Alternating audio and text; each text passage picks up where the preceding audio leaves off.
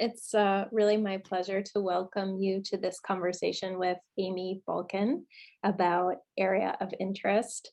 My name is Bethany Wiggin, and I'm the faculty director of the Penn program in environmental humanities. It's really a treat to get to introduce Amy. I've had the good fortune to get to work with and talk with Amy over the last 15 months or so. Amy is an artist in remote residency with the Penn program in environmental humanities. And what a remote residency meant or would mean for her work with us was not clear. At the time, no one knew what that would mean. And Amy has just really just been terrific in this role of inventing a remote artist in residence. We were super eager to work with her to explore various practices of archiving, in particular with participatory dimensions. At the program in environmental humanities, we cultivate and curate what we call living archives, repositories of diverse data, from toxicology reports to air quality reports to oral histories to illustrated postcards from the future. And it was a few years ago when a PPEH then student, Patricia Yoonji Kim, first suggested that Amy Balkin would be a wonderful collaborator for our concerns. We had the good fortune pre-pandemic to get to bring Amy to Penn, and as we got to know her work and her better, we grew ever more convinced that working with her more closely would yield the kind of generative dialogue and creative friction of that good kind of friction with the community-based participatory environmental research projects that we at PPEH have been working on, especially perhaps with Futures Beyond Refining. And that project has fed into some of the work that Amy's done with Area of Interest. So welcome to you all, and welcome especially to you, Amy. It's great to see you here on Zoom, and thanks for being part of this Climate Week conversation.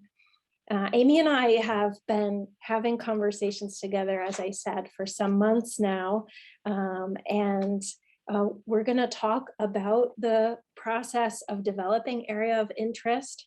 And to get started, Amy, I wanted you to just introduce the project and maybe even start with like, why is it called Area of Interest? Yeah, certainly. And I'm really happy to be here for Climate Week. And thank you to everyone for coming. And I'll just start by saying this, working as a remote artist, I actually work, I partner with lots of people, and I often work with community groups, and I'm not always there. So in some ways, thinking about it, it was funny being a remote artist in interest, because in some ways, what I was doing was precedented on actually being there. At the same time, it's a way that I usually work, but it took on a different dimension during COVID. I mean, not just on top of the kind of like chaotic experience, of what COVID has done to everyday living, but also in terms of what it means to work remotely, in that context. So in that context, I'm just going to ask Bethany if you can pull up a slide. And this slide is of the billboard that went up in June. And I'll show that image with your help. And then I'll talk a little bit about it. So I'd say this billboard, area of interest, is maybe the culmination, but also the first iteration in the public presentation of the research I've done, working with Bethany and PPEH and its partners. And the research centered, on the PES Refinery Site, the now closed refinery, formerly the largest refinery on the East Coast, which, as it's widely known in Philadelphia, after a series of explosions and fires that were catastrophic, finally closed in 2019. And this billboard is sited on the freeway alongside that former refinery site, which is in an ongoing remediation process by Hilco and Evergreen, which is a representative of the former Sunoco CES. So this cited project is called area of interest because the site itself is divided into areas of interest for groundwater and soil remediation purposes. So that's the first meaning of area of interest. But I began to think about these areas of interest in other ways too, as in some ways as academic research within a field is focused, in a more narrow way on an area of interest. It can also be geographical. The site can be a geographic subject of interest.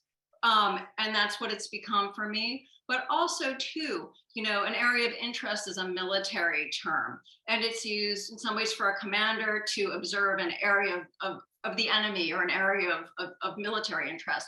So I began to think about, this site as having these many, many dimensions for an academic researcher in terms of remediation and this kind of language is used around remediation for designation and geographical determination, but also in terms of the politics. So thinking about, who is observing the site? What are the politics? What kind of eyes being put on the site? Who is the enemy? And those sort of came together, and that map, a replica of that map, which came from a publicly available report, a map of these areas of interest or AOIs, is the image on the far left of the billboard, which you see here above the freeway as it was in the month of June. Amy, that's so helpful to really have you talk us through the genesis of the title. And as you were talking about area of interest as a military term and asking who's the enemy here, it reminded me of for me, an unforgettable moment in the process of citing this billboard, which was when we were in negotiations with the company Clear Channel, who, as you can see in the photo, literally supports the billboard. They said, we refuse to accept this work because it's targeting an enemy. and I wondered if you wanted to kind of talk a little bit about the process of citing this billboard and the process of the research development as more broadly. Certainly. I'll just say this, working with PPEH was a process that began, I think, over a year and a half ago. Normally an artist is in residence for a year, but because of COVID, the process stretched out since I wasn't able to come there. And so the process of making this work involved, some projects that we did with through PPEH. And one of those things included a workshop. And the workshop brought together representatives of the Denora Smog Museum, and also Mr. and Mrs. Charles Reeves of the Resident Action Committee 2 in Philadelphia, who were a neighborhood organization who were also very invested in the future of the refinery site. So there was a workshop that thought about future memorials, citing memorials, speculative memorials, also bringing together two different representatives of communities who had experienced these different historical impacts, these kind of health disasters brought upon them by these polluting companies in their midst, and both communities in different ways dealt with the question of not forthcoming information, hidden information, community impacts, that weren't necessarily recognized and still haven't been fully recognized historically. So there was this bringing together in this workshop of these different historical positions. The Denora Smog Museum is a really interesting organization, and that documents the Denora smog, which was an inversion smog combined with zinc mining pollution, and that ended up killing and harming a lot of people and led to this to the development of the Clean Air Act over the long term. So in some ways, it's very, very precedent to what's happening now in Philadelphia with the question of the future of this Hill Coast site, which has also a lot of groundwater pollution. It has toxic soil pollution. It's been impacting the community for a long time. And also too, there's still air pollution coming from that site during the remediation process, including sometimes high levels of benzene, which continue to impact the neighborhood. So part of the work in beginning to develop this was beginning to do that. And then for me as an outsider, second of all, situating myself as an artist working remotely with and kind of understanding what I could bring when there are already eyes on the project. There's already a lot of community activism, and it's also in the media. So I think the question is like, what should I be looking at? What kind of work can I do? What is there already available? And so thinking about what was going to happen to the site, what were the remediation processes, who was involved, doing even things like reading long form articles in the New York Times about the site, and also looking at existing materials that have been written, such as policy reports and reports made by other organizations, such as Clean Air Council, invested in the future of this site or invested in other kind of alternatives that might come from urban studies and what might happen there, instead of what's happening there, which is this transportation hub being made by Hilco, but also looking at what's going to happen in terms of safe remediation processes over that period, if that's what's going to eventually happen. Yeah, I want to come back to this question of process and collaboration. But before we do that, Amy, I wanted to like zoom up for a moment and really ask you to take on some of the larger, maybe more conceptual questions specific to public and situated art, and really, thinking, I'd love to hear you just think about like, what is the role specifically of the artwork as opposed to a remediation report or whatever other materials that you may be drawing on. Thinking about the ways that public art can address petrocapitalism, environmental racism, and public health, as well as demands for climate and environmental justice. Right. I mean, there are a couple of works that I was really thinking about, a couple of artists that I was thinking about. I mean, I've been very interested in making work that responds to the demands of the current moment in terms of, advocating for climate justice, advocating for environmental justice, but also doing work that is also future oriented and looks at alternatives to how public space is constructed and who it's constructed for, and how we could model, a healthy future. And also, thinking specifically about, public arts role, socially engaged arts role, and speculative arts role. And so for me, I've done a couple of other billboard projects. And for me, making a mark at the site and situating something in a particular, geographic and temporal context can offer a new way of seeing information. And so some of the people that I think about, one of them, is Chris Marker. And I think about the essay, the visual essay, and its origin, and like in the essay film, right? And I'm thinking about actually taking from Kojo Eshon, who, he's a really brilliant British Ghanaian theorist and artist. He actually wrote, he's written really fantastically and deeply, on the history of the essay film. If you're interested, he's written wonderfully in ... magazine, and I can send that to people if they're interested, on the sort of emergence of that after World War II. And I think the question is like, there was this demand from Adorno, which was, how can you have poetry, after the atrocities of World War II and after Nazis? And so there's this question about, how can, for film, how could sound and image and text work, right? And it could be proof and it could be evidence. And I think that, Chris Marker, coming out of that, he worked on the film Statues Also Die, a critique of, colonialism and its effect on the reception and the function of African art in the context of colonialism.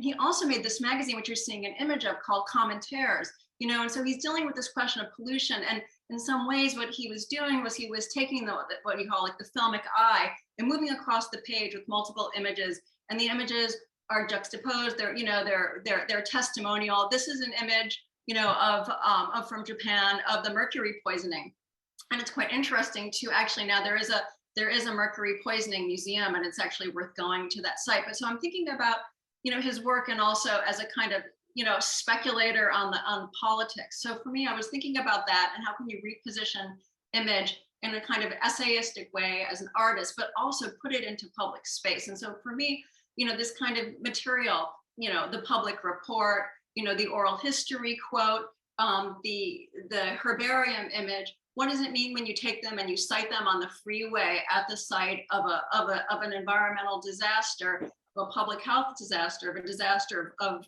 environmental racism, that's still, when it's still at play and still affecting people. And so I thought that might be a way to begin to bring something to offer, because of the kind of complexity and the demand of citing this, of working with Clear Channel.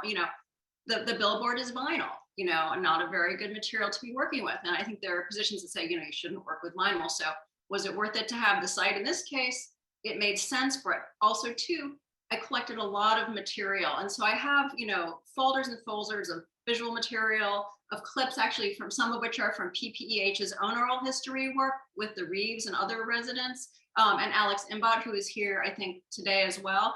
And I thought, it became this kind of reflexive research, not all of which could have been like shoved down into one billboard. And so eventually I'm going to expand this. I'm working now to make a postering project that will take this kind of form of visual as an essay and expand it out. And so beyond Chris Marker, the other person who I wanted to also mention is Zoe Leonard and her work, I Want a President. And I think this is also, and there's an image of that too.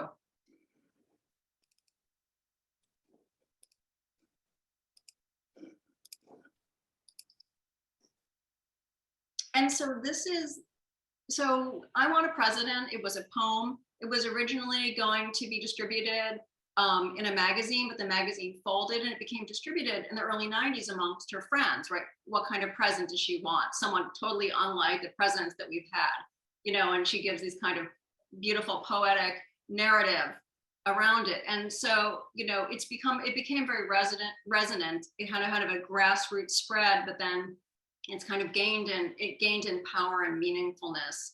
And it's been revitalized in a number of contexts. And the reason I wanted to mention it is because here it is under the High Line before the 2016 presidential election. So I think there's this interesting point about, when things are situated in public space and the kind of scale that they're situated in. So, a poem, you're not necessarily going to expect it to be presented like this. It's a kind of ephemeral work. She also, in 2018, made a series of copies that she distributed, that she sold for $1,000 each to raise money for an AIDS activist organization.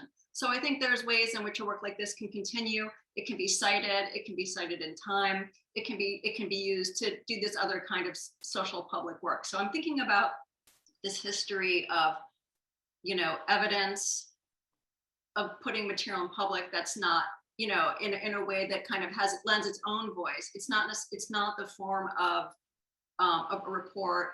It's not academic writing. It's not the form of a billboard. But it can hopefully do this other kind of work, even if it also has a kind of, there's some work to read it.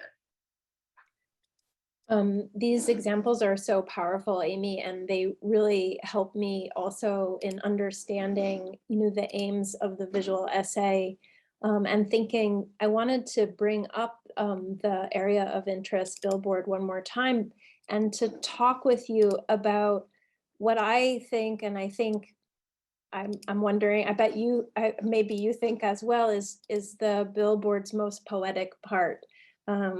And it's the second panel that we have here. And I'll just read the quote because it's a little bit hard to see here.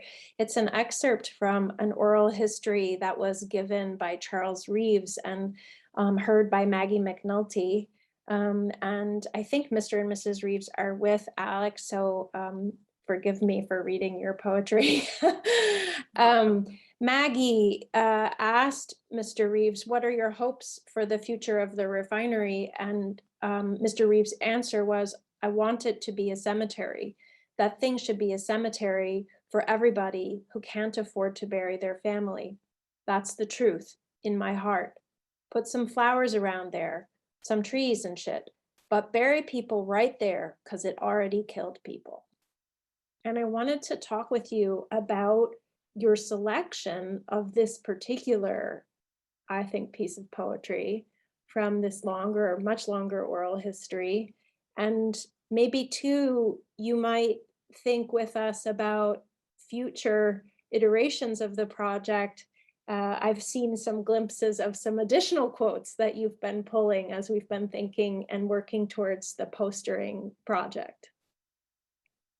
Well, I just want to say I'm really happy to see, Alex Imbot and Mr. and Mrs. Reeves here today. And, I think it's powerful because it's powerful and just, and I think it's a right use. So, for me, that seems to be a correct future for that site. And so I think in seeing that, I felt that I wanted to make it public in a different context so that other people could see it. And I think, I don't know how much it amplifies it with the redaction. It's going to be reprinted as posters without the redaction. I think the idea carries forth nonetheless. But, I think that, his demand is for, a just future for communities, and I think for me, what kind of future could we have for that land and for that site and for that community, right? So I think about how do we produce just spaces? How could we have a radical remapping of petrochemical sites for public health? What should communities have in terms of decision making about those sites?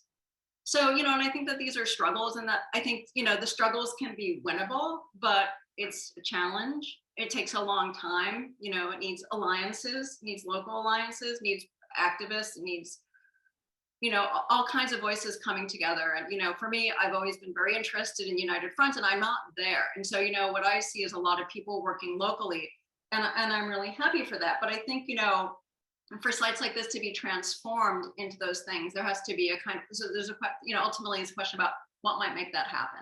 And so for me, I thought it wasn't something I could take on in this project because I didn't have the resources to do that. But it does make me think about, the larger kind of structural transformation of land and justice. And it makes me I was thinking about it today as well. Why can't people afford to bury their relatives? Why are people burying their relatives? People should be able to visit their relatives. It makes sense. And it would also be fair. And it would be beautiful in that way. So, the other thing I was thinking about, to digress, is just really about eminent domain. Eminent domain, which is a taking of private land for public use, it's contested. And I think, that's because it's used often for pipelines. But it's also been used to create public parks. And I think that you end up dealing with the question of justice and the national framework and land ownership.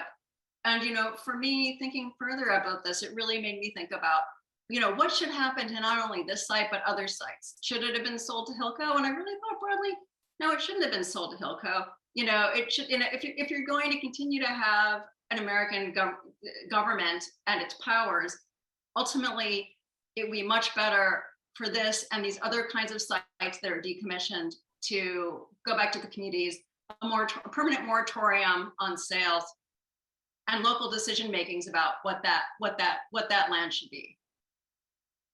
So it was very inspiring to me, and I hope it resonates for other people who had a chance to see it, much larger above the freeway, and also wanted to reprint it again and put in public again.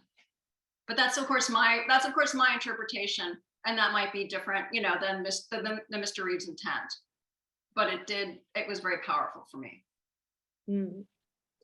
It's been very powerful, I think, for many people, and a little bit later we might be able to hear from the Reeves directly. Before we do that, and we'll have time for a Q&A session, too. But I really want to ask you. It's been such a collaborative project with Alex, with Mr. and Mrs. Reeves, with Resident Action Committee too. And, you talked already a bit about working remotely, and that despite, pre-pandemic, that was something that you had some familiarity with, and yet pandemic, of course, made it even more complicated, even complicated for collaborators who were all in Philadelphia anyway. That's right. And I just wondered if you could talk, just give us a sense of how this work came together. What was the labor of remote collaboration like, Right. and Well, how I did mean, it work? certainly. And it's, I think, first of all, there's a question about risk and about being together during COVID. Okay. And there's also, Alex came together with the Reeves to meet in person. And, I'm very grateful for that, to meet and be together. And, in circumstances that they decided were safe enough, and that to me was really significant. I would not ask anyone to take a risk for a project like this. But I was happy that they felt able to do that. I couldn't be there. So you, Bethany, went and drove around and looked for a site and took photographs.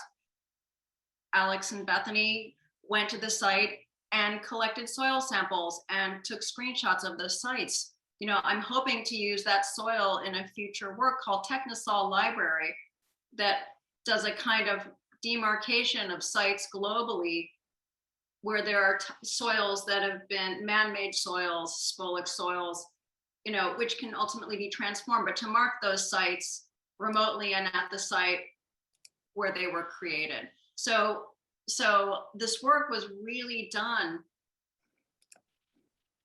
through everybody there, and in some ways, I've worked in other ways with groups where where the contributions, such as a work called the People's Archive of Sinking and Melting, which is a project asking people to contribute things that come from places that might disappear because of climate change and sea level rise, to an archive. But in this case, not only the work itself, but the documentation, such as this image of Alex Imbach collecting soil, it was produced in a way that I would normally take on. I think for myself, I normally do a lot more of the physical labor and research myself. And part of that is because I feel like, that's a fair balance of labor. And so for me, it's different in that I think there's a kind of ethics of labor and a question of who should do what work. And in some ways, that didn't happen here, whereas normally I try to really do what I can to take on this kind of time-consuming roles. And perhaps in some ways I'd have to ask you, if it produced something different, sort of being in my shoes or not. But I mean, I'm extraordinarily grateful because it's not a way I normally work. I have partnered with people, we separate labor, I try to do a lot of the kind of, footwork myself. But in this case, I think what happened is that I came in and I didn't really know what the project would be. And in some ways it drew me closer to the work of PPEH in a way that I felt was made a kind of rich and meaningful work that was perhaps, connected to the ongoing work that was already happening there. I'm not sure, I think I would have to ask you, people who contributed to the work, if that was your experience or not. Well, it seems to me that this would be, a really perfect moment to invite Alex and Mr. and Mrs. Reeves, if you're willing to talk about your experience collaborating with Amy to make this what we have called a temporary memorial, not a cemetery, of course, but a temporary memorial, and one that, we're eagerly and assiduously working to extend its life beyond the temporary moment. Alex, you just saw yourself collecting samples. I took that photo. The previous image that I showed was of a conversation that I can't remember. I think, Amy, you were on the other side of the Zoom, and maybe Alex took the photo of Mr. and Mrs. Reeves zooming with you. We've had so many Zoom conversations together. It's been a really interesting process. Alex, do you want to weigh in and talk a bit about the process from your vantage point? Yeah, sure. So, hi everyone. I'm in the living room of the Reeves. There's really a lot going on in the street today. So Charles is on the porch. Some stuff going on. But yes, I'm here. What a wonderful experience to be part of this, extension of the work of Futures Beyond Refining, and really, trying to situate the work and the research that's being done, and in, collecting the stories and co-creating work with the Reeves, and what it means to have these community members and with their knowledge of the refinery at the forefront of the project, that this is primary knowledge, this is expertise. That's right. And in what ways and for who can this be communicated? And that it's on the expressway, and that it's headed towards Center City. You have those electricity lines coming over, and all of it about like what it. Yeah, yo, Chuck, you coming? Yeah, I'm talking. You already talking? Yeah, the microphone's on. Hello. Sorry, I'm So late. y'all would have to know that I did my very best to try to get on, but it won't let me on. So How you doing? Alex had to do it this way. No So I problem. apologize, We're so but glad that you can be here. It's great to see you both. How you doing? I had to Thank go to you. the doctor. Under the circumstances. Yeah. We've just been talking about the research process, and actually, I think this gives us a great opportunity to address the fourth panel in the essay, in that visual essay on the billboard, the panel of the specimen of the cottonwood tree. And I think it's safe to say that, Tammy, your contributions to the research were really meaningful in the selection of that. And I wondered if, Amy, you wanted maybe first to talk a little bit about the choice of that panel. And then Tammy, I'd love to hear your reactions, if you have time, to that selection. Yeah, I mean, just really briefly, I just, want to talk about that cottonwood tree image, which is, it's a hybrid with Bartram, and, Bartram's Gardens is right there adjacent to the PES site. Bartram was an early naturalist, someone who documented specimens of many, many plants across the eastern United States. So he's kind of one of the kind of fathers of this research fathers. But I think the question is also too, this tree is so amazing for two reasons, and also too, it did come from my interaction, with Mrs. Reeves, because when we were having these first meetings and there was a workshop, people presented these ideas of creating a kind of memorial forest. And I think that my memory is that was really resonant with you, Mrs. Reeves. And so, while it wasn't the direction of this project, I really wanted to include an image, not only because, first of all, because of the link to Bartram, the link to Bartram's Gardens, and also too, because of the kind of potential in trees, their climate potential, their phytoremediation potential, because they could phytoremediate groundwater contamination. They can, they at that site, and it isn't part of the phytoremediation plan. So to me, there's a way of pointing at a different kind of remediation process, a different kind of memorial process. So in this, it's right, a temporary memorial. It's a memorial that frames possibilities of other memorials. It was really important for me to represent that too, because it's significant, it's local, and it's got this kind of potential to be meaningful. That's how I felt about it.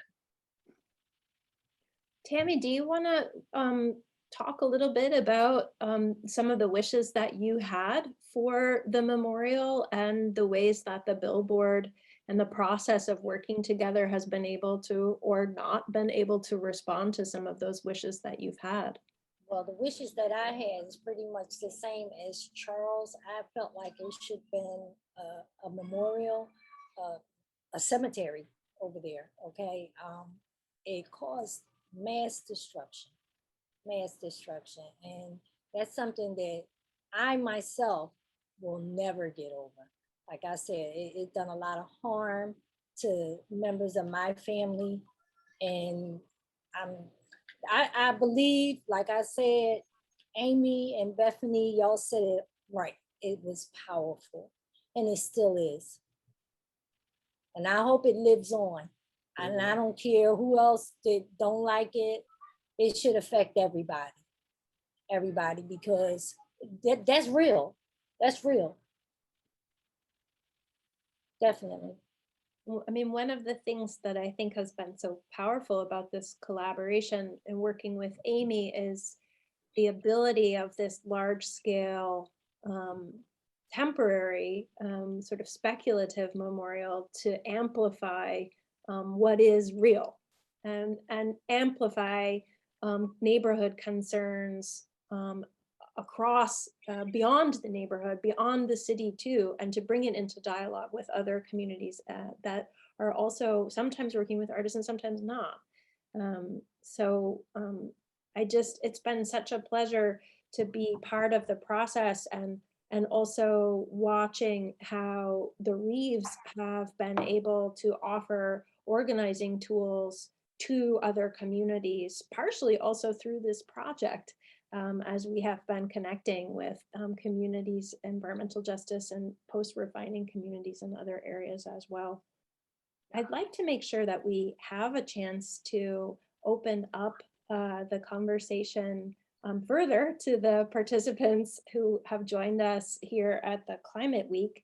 We have about a short 10 minutes, but Amy, I want to turn it over to you first. Yeah, just briefly, I was wondering before we move on, I just wanted to say thank you again to the Reeves for everything and for being so forthright and outspoken, and also sharing your personal experience and the damming experience, of what the refinery has done to the community and its legacy. So what I want to do before we go to the very short Q&A is see if Bethany, if you could put up the image of the posters, which has further quotes. Mrs. Reeves, it has a quote from you about, seeing the refinery as a child. Mm-hmm.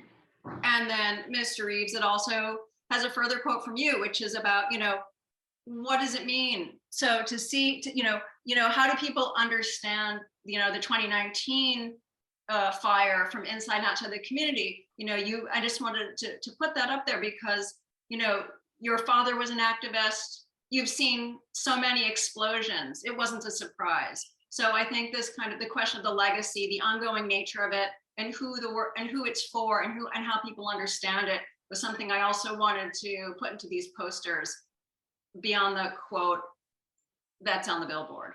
And this is an image of the posters, which are going to again be large scale. They include more images of fire remediating trees. They have materials from some of the reports about the refinery explosion and plans for the future. It has these quotes from oral histories with the Reeves, and also some other materials about some of these toxic materials that have been found at the site, and also some of the acronyms, that make it so hard for people to understand the language about what's going on and the health risks. And so I'll leave it there. I was supposed to say thank you. I'll leave it to Q&A, and thank you again to everyone who worked on it.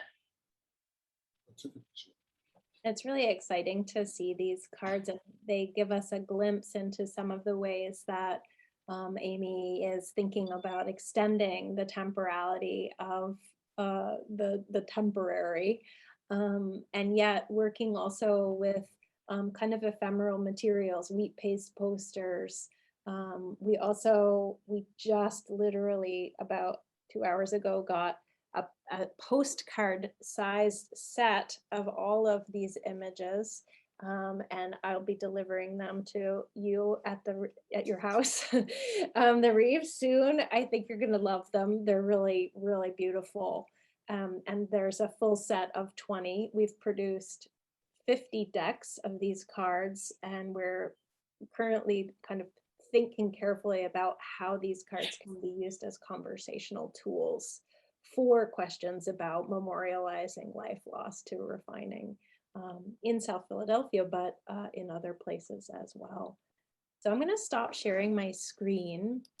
And if anyone would like to pose a question either to Amy or the Reeves and Alex, please don't hesitate to do so. Or Alex and the Reeves, if you have anything you'd like to add to the conversation, please feel free to jump in. Hi, Amy. Where you at? Are you? How you doing? I'm good. Are you here? Or are you home? I'm home. Yeah, I'm home in San Francisco. Are you in I San was in New Francisco? Zealand last year because of family Yeah. illness. Now I'm here. Glad to see you from here. All right. I'm glad to be back. I feel closer. Totally. Questions? Everybody quiet. No questions. I see Pooja has a hand up. Hi everyone. I don't know if you remember, but I was there at the workshop that you all did. I last remember year. yours. I remember your work. I remember you. Because Yeah. yours stuck out to me. It's Yes, so nice to see you all again right. Yeah. at this time. I was thinking I had a wonderful workshop, the process of thinking through all your oral testimonies and also working with Amy, trying to think of what a speculative memorial might look like. And it's nice to see it sort of come to this form on a billboard. And so I was wondering, my question kind of was trying to think of how did you all come to the idea of the billboard? How did it decide to take that form? And to both Charles and Tammy Reeves about whether what the community said about the billboard, did they have a chance to sort of see it, and what was that conversation like? Thank you very much, though. Just really briefly, I've done other billboard work before, and I did some work in Douala, Cameroon, that was a series of 30 billboards about a project called Public Smog to open a clean air park in the sky. And they were speculative in a different way. They talked about emissions trading and other problems of not, planning for the future, so I've done that before, but here it was really, and that was cited across the city. This was really about how could you put something right at PES as close as you could. And part of that was because Bethany went and drove around and around and was able to choose a good site that could be seen from the street and seen from the freeway. So I'll leave it to others to answer the question of the reception. Reception of a share results, something so funny, right?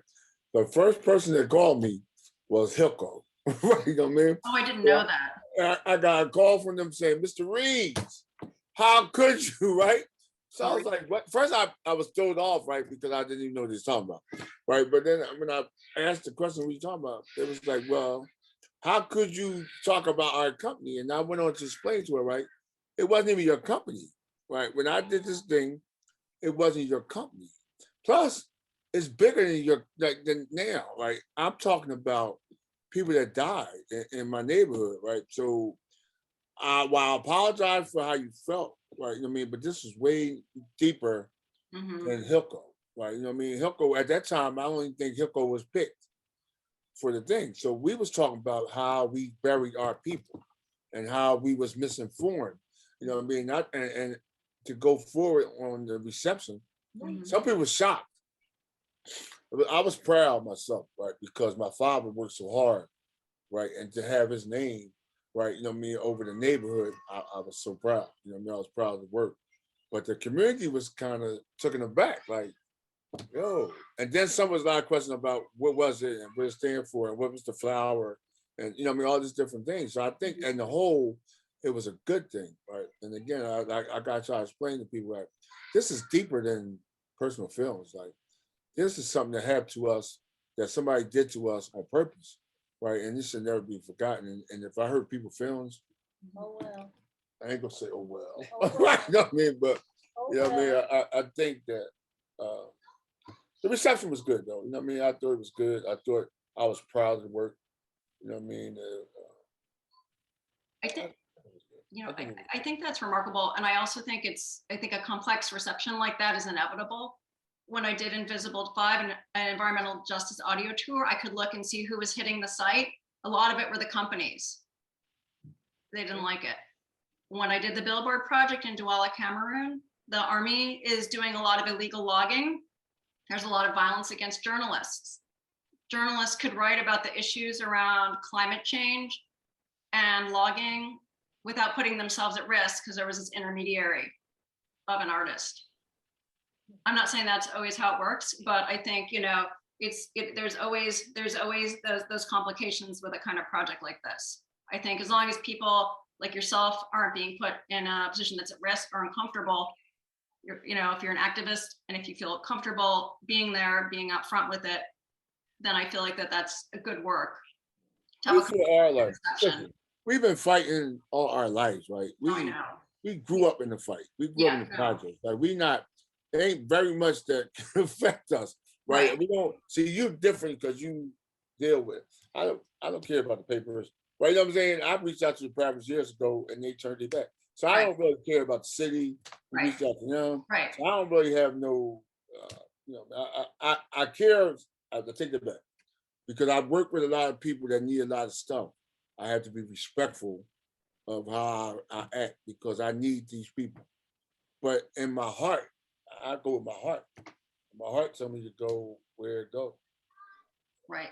And I understand, as like a person who's a remote artist, of course, I understand and respect where you're coming from, and it has to turn on that, whether or not, how your voice is represented and how you feel about it before and after. If I may, I just wanted to talk a little bit about the reception in terms of the context of the pandemic as well. One of the things that this project has really been exploring, and I think, Charles and Tammy, you've spoken about this so eloquently, which is that although the explosion in 2019 was perceived as traumatic for many Philadelphians, you saw it and experienced it as another one, like in a hugely long series of explosions. So the reason I'm bringing that up is that the time of your experience with this site is very long, and it's pointing to what Rob Nixon has called the slow violence of these sites. That makes it very hard to represent because it's such a long and slow process. That I think is one of the issues that the billboard is also kind of wrestling with. How do you represent these long, long histories of real violence and killing people? And then the second thing is that as we know, environmental justice communities are affected in many, many ways in ongoing public health crises, including, as I've learned from you so much, is that especially with the pandemic, the epidemic of gun violence has just gone through the roof. So it's really hard to keep your focus on the violence of the refinery when you're also being plagued with these intersecting crises of guns on your streets and in your homes and not being safe. And I'm thinking too about how that's changed the reception of this project, because it's one aspect of violence that's in your neighborhood, but it's not the most spectacular at this moment, right? And I'm just kind of wondering if the project has been at all helpful in thinking and having conversations about the multiple kinds of harms that you're wrestling with in your own organizing work. We tackle I don't put nothing on the level of gun violence. Like I live with young people dying every day, right? So nothing is on that level. Because when you go out the door and you know somebody got killed, or I got basketball league and when my boys got killed, or it's always there. So now the other stuff, right, is good because I'm gonna tell you what it's actually good. What I did with this project was bring attention to my community so I could use it, so I could tone it that way, right? Because that's my fight. So that's my whole thing, how to save my young people. So I figured this right here, I could piggyback off that. And I get to meet Amy and she got some idea. So maybe we could tackle that next. So So I use this project. So when my young people see the billboard, they're like, oh, Mr. Reed, the name on the billboard. So we're not talking about killing. So we're not talking about something, we're talking about what you can accomplish. So when I point up there, so I use that to get to that. But believe me, nothing compares to my people dying. Like nothing. Hunger, nothing, because we killing each other. And that's so vital and important. But again, I use this project to let them see what they can accomplish and how they can change the world, and pay attention to what happened and watch what you drink. You know what I mean? And all this stuff. Now they woke, they kind of like, what are you talking about? They figuring it out. So we have more to talk about than who got killed. You know what I mean? So we can talk about other things. We talk about the dirt, and you know what I mean? We can talk about what you eat, all that healthy stuff, all the mental health stuff. So I use this project to do that. So I piggyback off this project to visiting the University of Penn. Just let my kids know that it's right across there, and we get to work with them. And I want you to go there. All that stuff came from this project. So that's why I think I used that to funnel it and make my young people open up their minds, like through everything, to everything that they never thought about. So they never thought about this kind of stuff. The air monitors, they asked me, what's that? Right, there's so much stuff that came from this project that they are aware of now that they wasn't when we started. So I thank y'all for the project. Well, we thank you for your work on it. It's been really amazing. Amy, would you like to share any final thoughts? We're a little bit over time, but I don't want to end without giving you a chance at a last word. No, I just want to say, I know that we only had one question. Thank you, Pooja, for your question. And I'm glad that it was meaningful for you to be involved with the workshop. And thank you to everyone for being here. Mr. Reeves, I'm so happy that the project has been useful to you to do the work that you said you've been able to do off the back of it. And I'm really glad for that work. I just want to talk about a little bit about the future and come back and talk about climate, the hurricane that just happened. What does that do to the groundwater? What does that do to the soil? What does it mean to have more trees? What could phytoremediation trees do as another kind of memorial to help cool the neighborhood further? So I think there's all these possibilities as we continue to face the impacts of how climate change will further impact sites that have already been created historically and continue to affect people. I just wanted to say, I am so fortunate to be able to have worked with you together, Mr. and Mrs. Reeves, Alex, Bethany, everyone at Penn. And I'm also grateful to everyone else at Penn who has brought their thinking process to the site. And of course, to the ongoing work that everyone's doing there that I just see a small slice of from afar, and allowed me to intersect within this project. I hope that the postering is helpful to people and is resonant, and that maybe, like Zoe Leonard's project, there's another kind of opportunity for me to bring it to other communities that are dealing with this as well. I just want to say that I was working on a project with people in Belgrade called Smog Index. They're dealing with a lot of really bad coal burning pollution, a coal mafia that sells junk coal. They've got terrible, terrible health impacts there, totally different set of circumstances. But I think too, they might be able to see, affinity and alliance there and in many other places that are dealing with health impacts combined from pollution as well, and climate change, these impacts together, this kind of affinities globally. Anyway, I'll leave it there and say thank you. I want to really thank you, Amy. Thank you, Mr. and Mrs. Reeves, Alex, and thank you everyone for attending. I wish you really a good climate week, if such a thing is possible to have a good climate week. There's a wealth of events still happening here at Penn, in New York City, and elsewhere. Please do check back with us, and we hope to see you at future PPEH events. Amy, Alex, Tammy, Charles, special thanks to you. It's always such a pleasure to talk together, and I'll see you. Somebody got a hand up. Oh, those are claps. Oh. That's how you go, right?